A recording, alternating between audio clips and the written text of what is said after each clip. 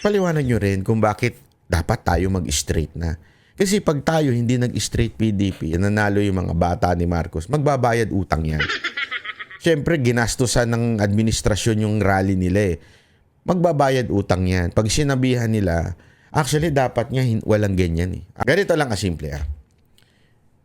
Kung ang senators, in our constitution, sila po ay separate branch of the government. Correct? Separate from the president. From the executive branch, ang legislative. Pero sa simula pa lang, mali na. Bakit kanyo? Yung presidente at yung administrasyon at yung kanyang resources, ang kanyang makinarya, ang ginagamit upang ikampanya itong mga senador na ito. So, magkakaroon sila ng utang na loob doon sa administrasyong nakaupo, which is the president and the entire makinarya ng executive branch. Ginagamit nila eh. Di ba? So magkakautang sila. Pag nagkautang sila, mga kababayan, sa tingin ninyo, pag sila ho'y nakapasok, anong mangyayari? Pag may utang ka, anong gagawin mo? Pagka nag-utang sa'yo, sigurado magbabayad utang yan. So paano mangyayari?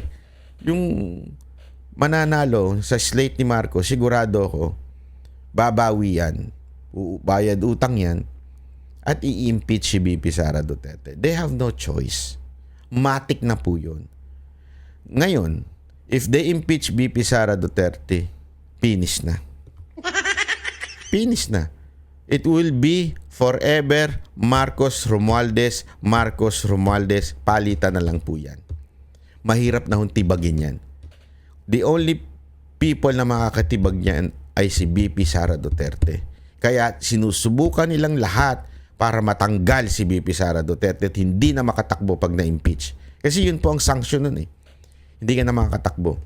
So kung gusto ninyo yung ganitong buhay, pataas ng pataas ang bilihin, mga magnanakaw ang nasa gobyerno, kung gusto nyo ng ganito at mga abusadong mga congressman, ay boto nyo yung mga senador ni Marcos.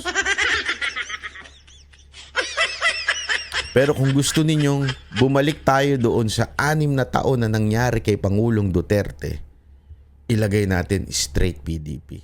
Marami naman po tayo makikita ho dyan sa social media kung sino yung PDP na straight eh. Siyam po yun. Dagdagan nyo na lang ng 2. 3 pala, 3.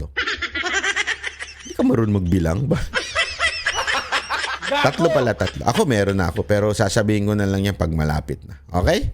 So hanggang dito na lang po muna mga kababayan. Maraming salamat po sa uulitin na video. Thank you po. Bye-bye.